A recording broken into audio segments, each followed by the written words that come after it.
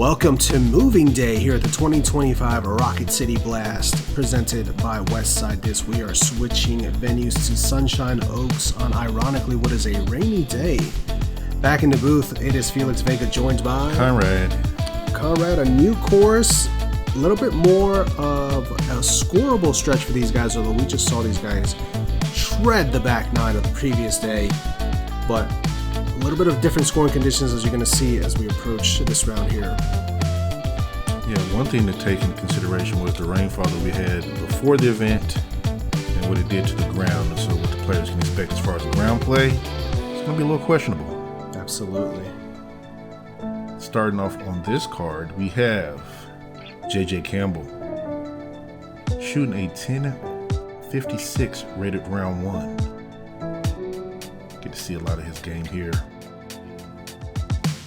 We also have Isaiah Morgan, shot a 10.48 rated round one. We're talking about some high scoring people here. Yeah, first time getting a look at those two on our channel. One guy that we have seen who's won an A-tier on our channel, Calvin Pettigrew, Team Innova back again, smooth throwing right-handed power player.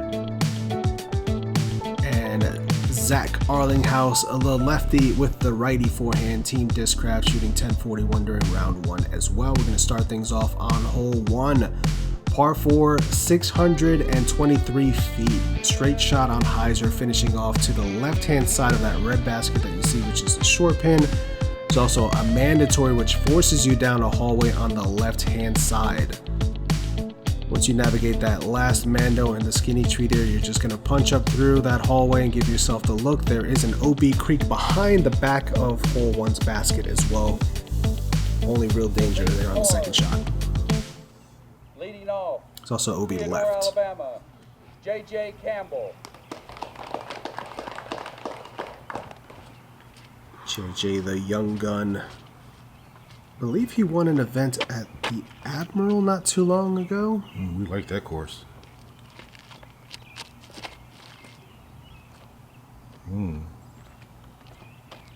Turn, and that's in the water out of bounds. There's going to be a lot of splashes, a lot of standstill water.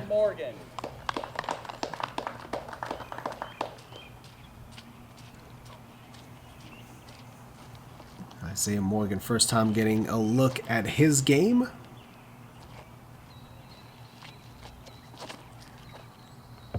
There's that hyzer that you were talking about, but is it going to finish close enough to the Mando? Well, yeah. He's in front of it. Yeah. Now on the tee from Jackson, Tennessee, Mr. Calvin Pettigrew. Calvin Pettigrew took down the River Riot last year on our channel.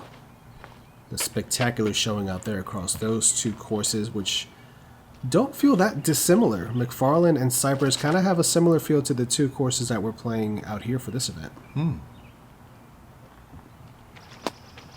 That one getting skipped towards the OB, but stays safe. Rounding out your lead card from Edgewood, Kentucky, Mr. Zach Arlinghaus. All right, we're not contractually obligated to have a lefty on the card, but it appears that way. Yeah, we went from Bo to Zach, just switching out the lefties.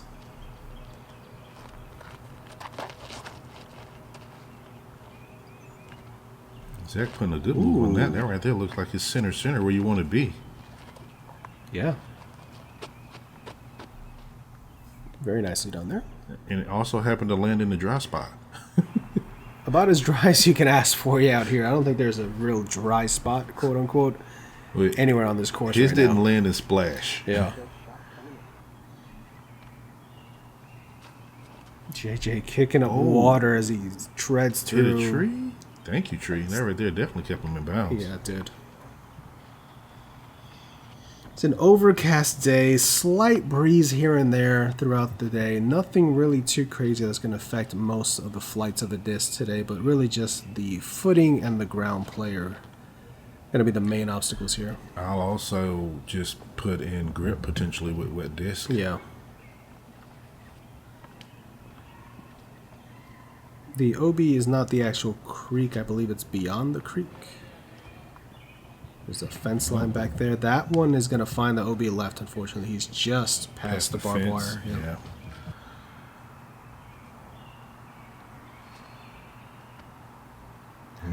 Looks like that came out of his hand just a little late, but not too punishing. Not as close as he wanted to be, though. He was lucky to get through those trees. Finally get to Isaiah's drive.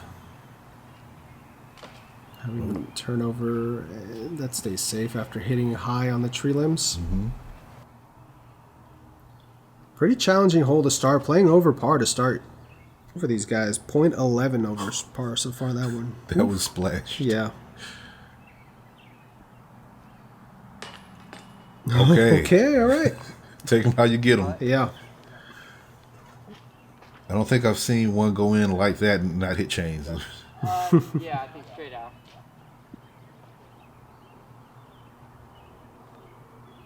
Oh, that did a little splash work there too. Yeah.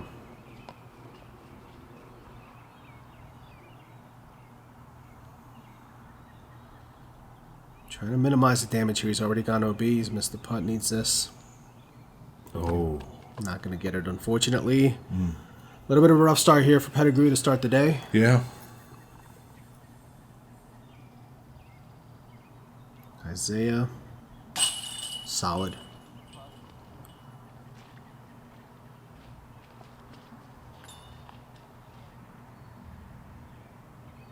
Calvin with this comeback. Oh.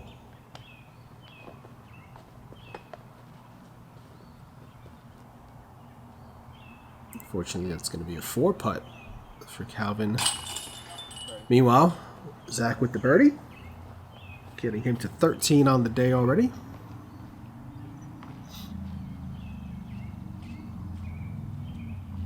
I was losing a lot of strokes to his card and the field right there. Yeah, the triple bogey started a rough one there. The OB and the 4 putt, a recipe for a bad hole. Hole 2, par 4, 720 feet. You see the short pin straight ahead. The MPO field is going to be trying to throw something out that low ceiling and moving to the right-hand side, getting them out into the open, allowing them to then try to swing in either an over-the-top hyzer or a straight lower hyzer play, getting into this green here that's protected by these last couple of guardian trees. See, playing difficult as well, also playing above par. So 2 pretty difficult holes to start the day here. You see the righty forehand for Zach Arlinghaus getting out there into the open. I still don't know when he decides which one is better. Yeah. Maybe it's based on a disc. Whoa. Looks like he was trying to give the red basket a run there. Yeah. That's out in the open. Missed that limb. Yeah. Does. And he's furthest out in the field. Yeah, she got some ground play there. Which is going to be a rarity today. Calvin trying to forget the troubles of hole 1 and keep trucking along. He's out there too. In the field, going to have an approach into the green. Long look here to get inside. Needs some turn on this, and then needs to get under these last sets of branches. Nice skip and a tree kick. Puts him inside the circle, it appears. Yeah, looks to be about circle's edge. Whoa. Yeah, going with the high spike. That looks a little left, though. Not too shabby, though. Going to be similar distance to where JJ is. Yeah, when you said high spike, I was thinking like that. The high hyzer, not the... Ooh, that one... That one looked really good, like it was about to go into the basket and then get slowed down by the trees and then lands in a puddle. Yeah. It's just outside of bullseye. Zach with the turnover, lefty panning shot, and going to be near JJ as well. Looks like he'll have a look. Isaiah up first. Trying to navigate around the tree, pushes it wide just to the right just a bit. Yeah. Zach just outside the circle. You see the line right in front of him, steps through and connects. I think we also have evidence that Zach can putt right-handed as well. We certainly do. If you've seen our offhand challenge, that was one of the funnest videos we've ever done with him, Chris Dickerson, Zach Melton, and Calvin Heimberg over at Hammond Park during DDO last year. That was I talked to Zach about running it back. He's down to run it back at some point, so we just need to figure out where we can get it done. That just means he's been practicing. Good par cleanup there. Good birdies for Zach and JJ. Zach 2 for 2 start. Calvin erasing the bad memories of the past.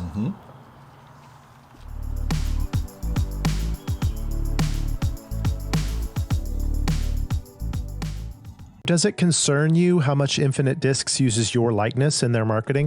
No, not at all. First off, the Alpaca is an amazing putter. Right. And Alpacas don't miss. Shout out my guy Proctor. And Infinite Discs is a great company. They have like 100,000 discs in stock, so their selection and prices are incredible. So I'm not concerned about being associated with them. I'll tell you what does concern me though. What? The rise of AI. Oh yeah, that's scary stuff. AI is everywhere and also it's like so hard to tell it was real. I was not.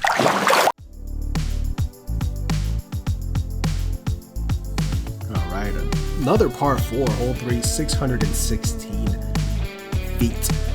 That short pin that you see on the left is at about 288 feet. So you want to push straight. You see the pin there in the background moving slowly up this open field here, and then kind of pinches towards the end. So you want to get a accurate shot coming into this tree line there and trying to avoid plinkoing basically left or right and give yourself a look for birdie. But off the rip here, you're just trying to throw something as far as you can in that general direction. Wait, that's not every hole? Not quite. Sometimes there's accuracy involved. Oh, okay. This one you can get away with kind of spraying a bit. Speaking of spraying, splashing.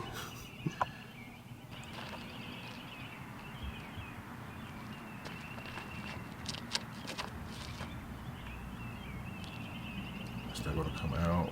Yeah, a little too much turn out of the hand there. Going to lose a little distance there, but he should be able to recover on the second shot.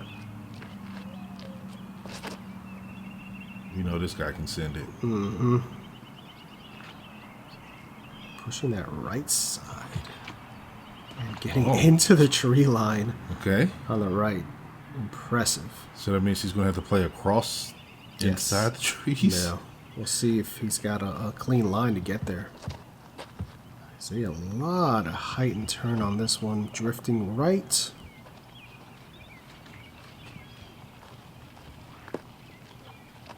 Okay. It's out there. So I wasn't here for this event. But we were seeing double-digit scores on the first course for round 1. Yeah.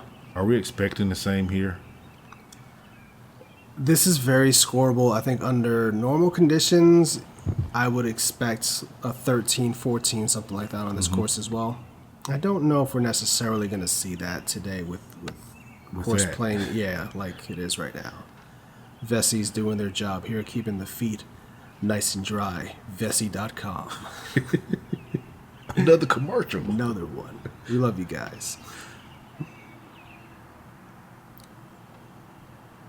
Step into the water with confidence. That's going to be inside the circle still for Zach. He's drying his disc, but he has dry feet. Exactly. One of these catchphrases has to stick. Ooh, that one almost stuck in the chains there. Yeah.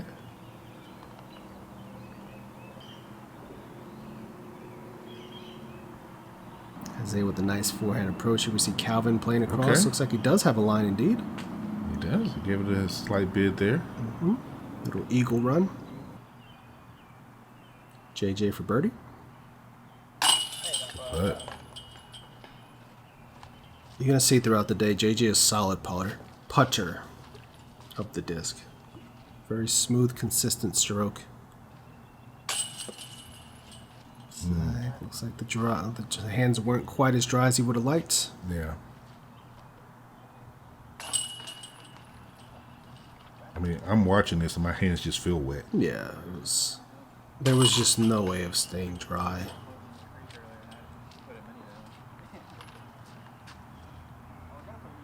Unless you have on. Oh, no. Little tap in left for par there for Zach. First hole that he hasn't birdied yet.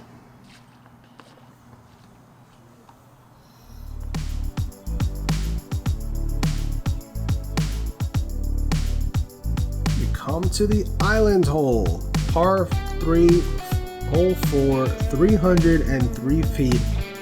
That very tiny wooden structure that you see there is the actual island. You must come to rest within that structure in order to be considered not in the hazard. Anything outside of that does play as hazard. You play it where it lies with the extra stroke. That doesn't even look like it's a full circle one. I don't think it is. Definitely not in parts of it anyway. Yeah.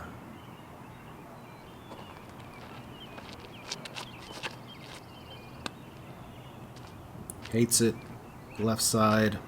Oh, jumps in and jumps out. Just skipped out. Yeah, you can see the circle there. The orange paint. Yeah. So it is definitely smaller than the circle. That looks too high. Oh, yep. Like it almost jumped off the wood as well. Yeah. We got to the course before our tee time, and there was, I should have mentioned this, there was a rain delay of about 2 hours. So everything got pushed back, so we're playing a couple of hours later than what we intended to play out here. And in the restart, I think I saw 2 people make the island out of 6 or 7 cars that I saw come through.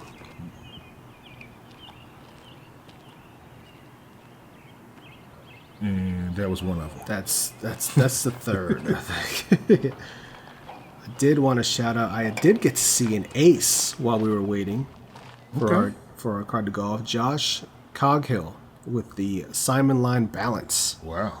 Drawing up the 1. So this is one of those shorties on the course that is playing very hard to get. It's coming in as the most difficult hole on the day right now. Yeah, 0.42 strokes above par. Great putt there for JJ.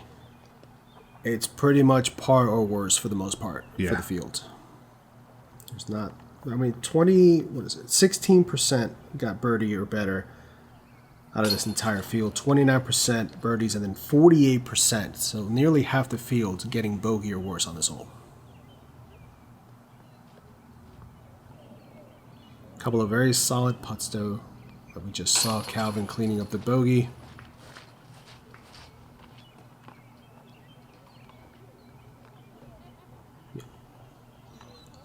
Imagine taking, landing C1 and making a putt and still walking away with a par. Yeah. Not a great feeling. No. Great feeling though for Zach though, as he's right back on the birdie train. As we get ready for a little bit more of an attackable hole. Hole number 5, par 3, 370 feet. Mandatory tree there, that arrow on the left-hand side tree. You need to stay right of that. And this is pretty much just a stock hyzer for this group. Something on the right-hand side, stable fairway driver, maybe mid-range, something that's going to just fade back at the end, back to the left, and give yourself the look for the birdie.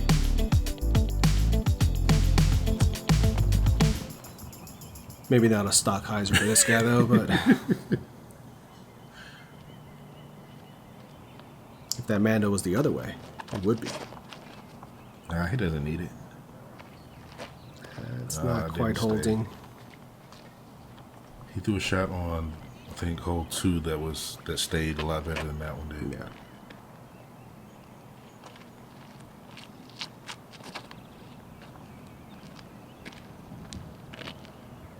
Okay. It's good. Just needs to check up, and the water helps with that. Yeah. Moving him inside the circle for the birdie look. He didn't quite go as hyzery as I thought that he would. He's able with a unique throw. He really throws across his body. So when he goes to the left side of the tee pad, I think he's going to throw straight, and then he just swings it all the way across to the right. It's crazy. Gets you every time. It really does. Calvin, I like that height. Yeah. Move back over. And that width. Get in. And oh, that my results. goodness. Let's get another look at that one as Calvin nearly rings up the ace here. Just floating out there, dives in and bam, hits the basket. That's $1 for those folks that play the 51 club. Oh yeah. Basket or higher. Mm-hmm.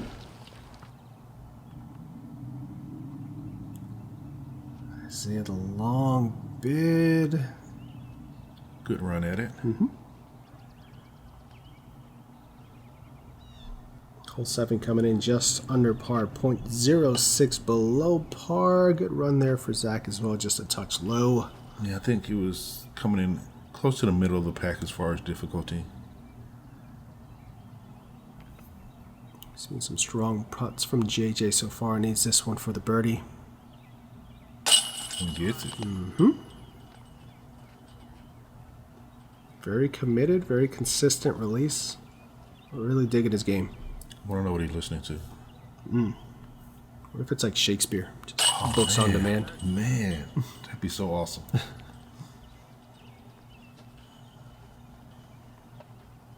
Does anyone listen to books while they're playing? I want to know now. Maybe I should do that. Let us know what's your go-to if you have earbuds and during the round. What's your go-to playlist looking like?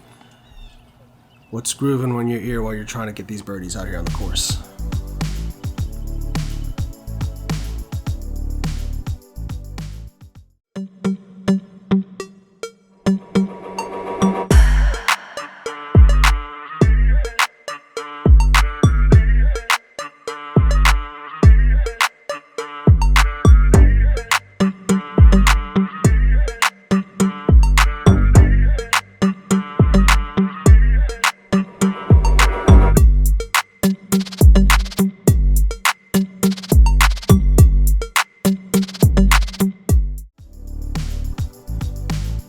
Welcome back. We are on hole number 6, par 3, 470 feet. This is a bit of a tall ask here. You want to throw something on hyzer if you're a right-hand player on the right-hand side of these trees and have it collapse back towards the basket there at the end of its flight, avoiding this last big tree and the entire canopy there to give yourself a look for the 2. But this one is a power player's dream, but it is not one that's easy to get to. I don't think I heard you mention anything about a mando, so you can go left or right on this. I believe so. I don't believe there's any mandatory on this. All right. Doesn't look like it's going to swing all the way back over, but it definitely had a distance. Yeah, going to be out there in deep circle 2.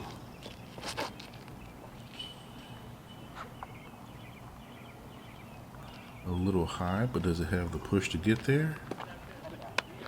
Yeah, backside. Yeah, wow. Down deep. Okay.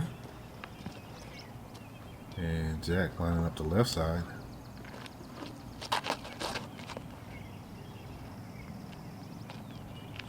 Looks good as it's moving over. It's very good. It's very, very good. Wow. Best shot of the bunch so far. Mm-hmm.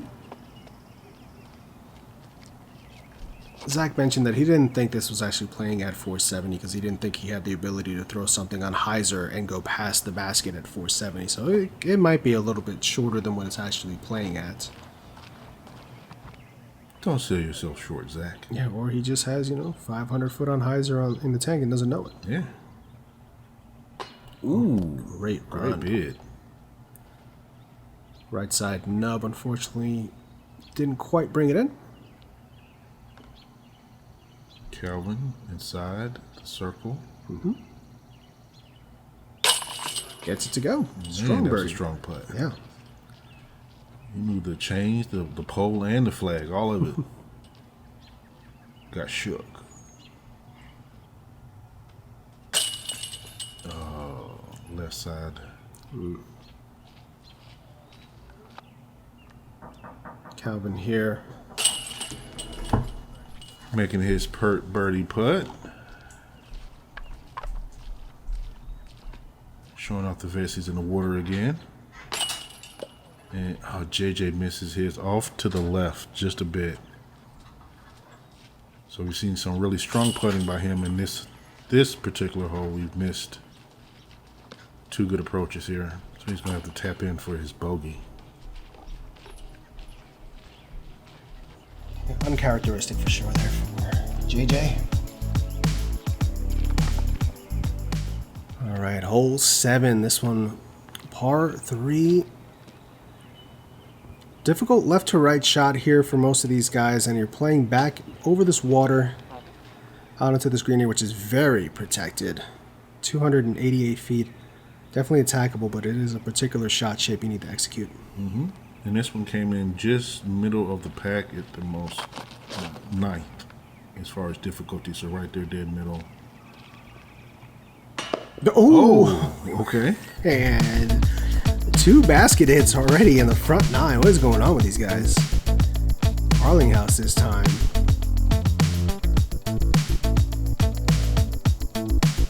Just off the front, man.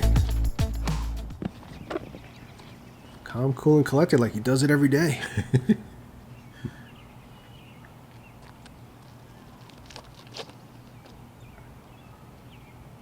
It's going to finish a little bit to the right unless it gets knocked down. Okay, knocked down and finish to the left. It still leaves him with a putt.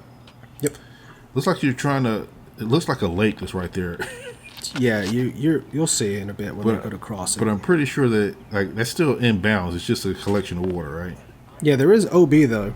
There's a white line. Oh, yeah. Okay, I see it now.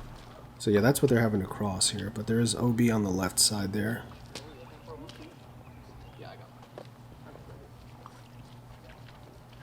I mean, first you got to navigate the moat. Good putt. And it was overcast, and when you get in there, it is dark. Yeah. Like the camera's doing its best here to show some lights, but it is a very dark green. There you see some of the white paint on the left side of that tree, denoting the out-of-bounds area. Oh, so when he hit, he had the potential of almost going OB. Yes, he was very close to being out of bounds. Okay. But stayed safe and gets the birdie. Oh, Zach saved his birdie too.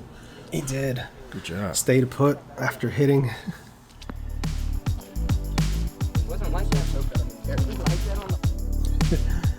Hole 8. This is very, very tight. It's a par 3, 323 feet. Mandatory there to the pole. You go left of that pole. You have the culvert. Storm drain there on the right-hand side also, which can kind of get in your head. But you're just throwing a straight penetrating shot here with a mid-range, maybe a fairway driver, and getting something to finish back over to the left-hand side and give yourself a look for on this very protected green for the birdie. It also started raining aggressively as these tee shots were going out. This is not a play I would expect. Yeah, it didn't look like a forehand to me. Yeah. But he was calling for it to go to the right as it continued drifting to the left. That's going to be a little early there. Yeah.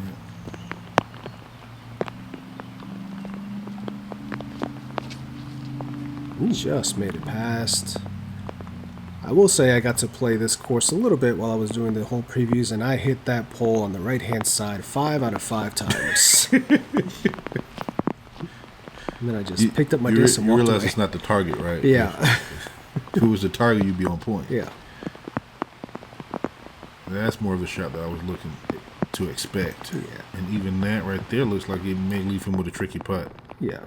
Long look here for Isaiah for the birdie, and he knocks it on home. With the hard rain coming down. Yeah, it got thick fast. But beautifully done there. Okay. Birdie as well for JJ. Making this disc skinny and getting into the basket. Mm-hmm.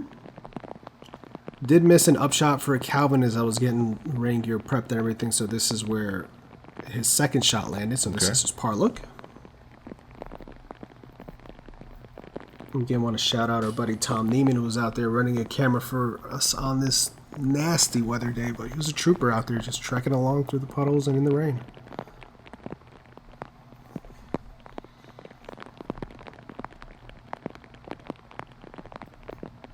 This will be for 3 as well for Zach. Okay. And secures the par. So a couple of birdies, a couple of pars here. A couple of raindrops coming down. A lot of raindrops as we get ready to close out the front 9 here of round 2.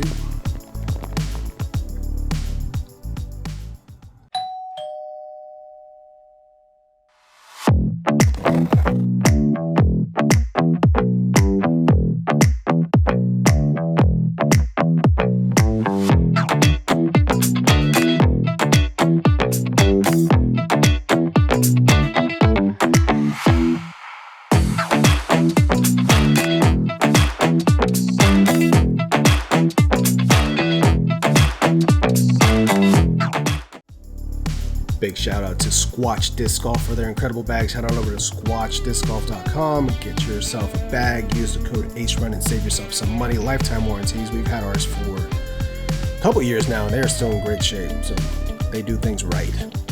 Speaking of doing things right, you want to close out with a birdie here on a hole 9, par 3, 340 feet, but difficult task. This big protective bushy area on the right hand side guards a lot of the hyzers from coming in. You need to go over the top or a turnover shot or a lefty shot. Forehand will work as well to get around that bush and give yourself the look for the birdie. That looks very wide for Isaiah. Needs to hurry. Man, forehand for me in the rain is just probably the most difficult shot. Less points of contact on the disc make it harder to grip it.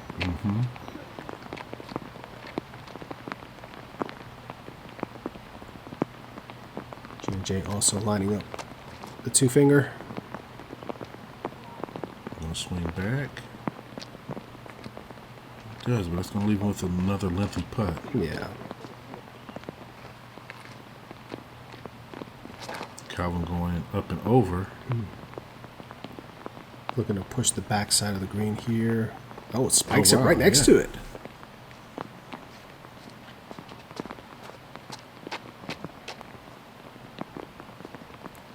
Zach getting to take the cheater lefty line. Does he use all of the cheating powers? Needs to skip. Wow. Oh, and all right. All right. That's I don't know how much cheating that is. That's too much cheating in one shot. Skips off the water, skips off another disc, goes toward the basket. Oh! And he steals the luck from that disc going into the basket. Oh man, Isaiah with a great bid at it.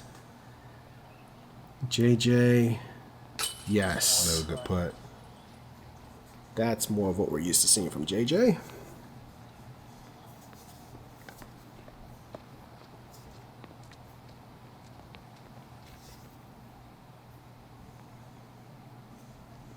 Calvin with a simple bird. I've never seen that. Skip off the water and then it ramps off of somebody else's tombstone disc to get just even closer. Ooh, if you don't make this. He connects for the birdie. Solid front half here for Zach. 4 down through these 9 holes. JJ 5 down. So a couple of strong showings from this lead group here to close out the front 9.